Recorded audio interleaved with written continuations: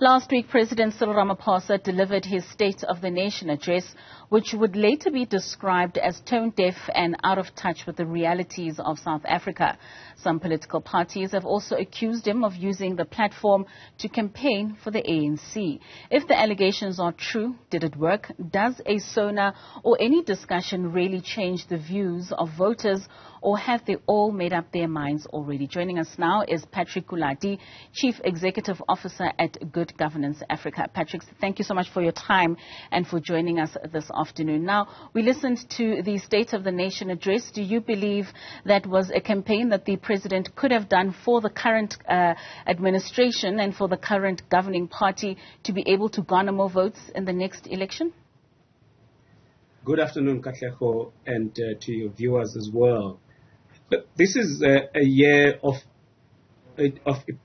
proportional importance, of amazing importance for the history of our country. So any politician is going to use any platform to sort of garner votes and to project a positive picture of their performance. And so this is what President Ramaphosa did in Parliament, what the political parties said was expected, because everybody is vying for the attention and the votes of the electorate. So that's what happened in Parliament. And my view is that he did that, mixing up what he believes are the things that they delivered on. Obviously, politicians use exaggerations. We all know that the problems that the last election campaigns were saying they were going to address, those problems still remain.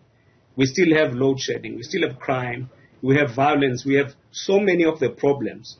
So what he was trying to do was to say, we've done what we could, but we want you to give us more time to do more. I mean, this year's election is going to be quite a critical one. Do you think that the electorate, given the current state of service delivery, is still willing to listen to political parties with regards to the promises that they're making to them, or do you think their minds have really been made up with regards to which way the votes will sway?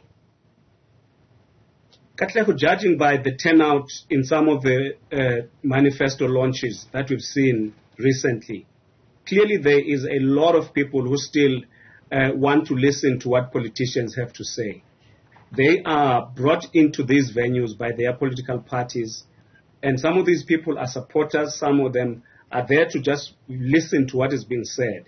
So judging by the numbers that we have seen, looking at all political parties that have held rallies and organized big meetings, you see that there still is interest in people listening, but also just monitoring the social media conversations after all of these meetings have taken place.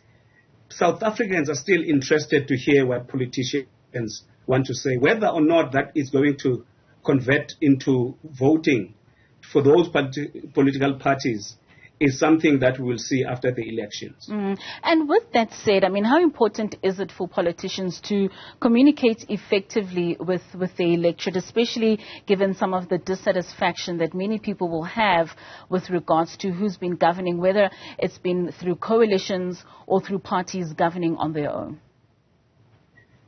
So what is happening is that promise-making is the oil that lubricates political communication. And we see this for those who are incumbent political parties like the ANC, for example. You see that they say, we have done this, but we want to do more if you give us a chance to do more. So those that are outside of power also are using promises to actually say the same thing to people. So what political parties are doing, they are trying to vie for their attention. So what I've done in the article that I wrote is to say to people, you are going to be bamboozled by the political speeches and all of this. So what you need to do is to use your lived experience. You have seen the splits that happen. You have seen the chaos that takes place in local municipalities. You have gone through all sorts of things. Think about all of those experiences as you are selecting which party to vote for. There are credibility issues, competency issues, flip-flopping issues, where on the one side, because certain politicians want to be voted for, they say this, but tomorrow they say something else. So all of those things need to form part of how people use their vote in order to select or elect the person that they believe would give them the best chance at fulfilling their dreams. I mean, with election rigging, it's now an issue that's sort of circulating amongst South Africans. Yesterday, the Multi-Party Charter for South Africa released a statement indicating that they've written to multiple bodies, some foreign ministers included, with a request in assisting in ensuring that the results of the upcoming elections are a reflection of the true will of South Africans. Is this a legitimate concern to have? I can only reflect on the previous elections that have been held in South Africa. Remember, this is going to be, I think, the 6th time we're holding elections.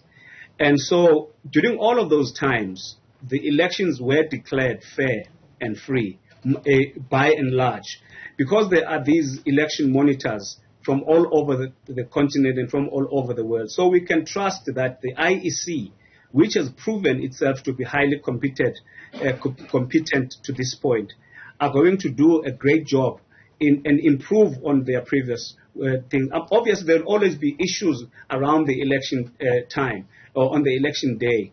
But overall, the sense that I'm getting is that the elections that we've had so far, we've held as a country, were fair. And I have no reason to think that these ones won't be fair unless something dramatic happens that I cannot anticipate. I mean, just in looking ahead, what would good governance have as recommendations to political parties in terms of winning over the electorate and ensuring that people truly understand, not for the promises that are continuously made, but truly for what it is that they offer as political parties? Good governance advocates good governance. Good governance is transparency, accountability, fulfilling promises that people say they are going to do. We are against things like corruption.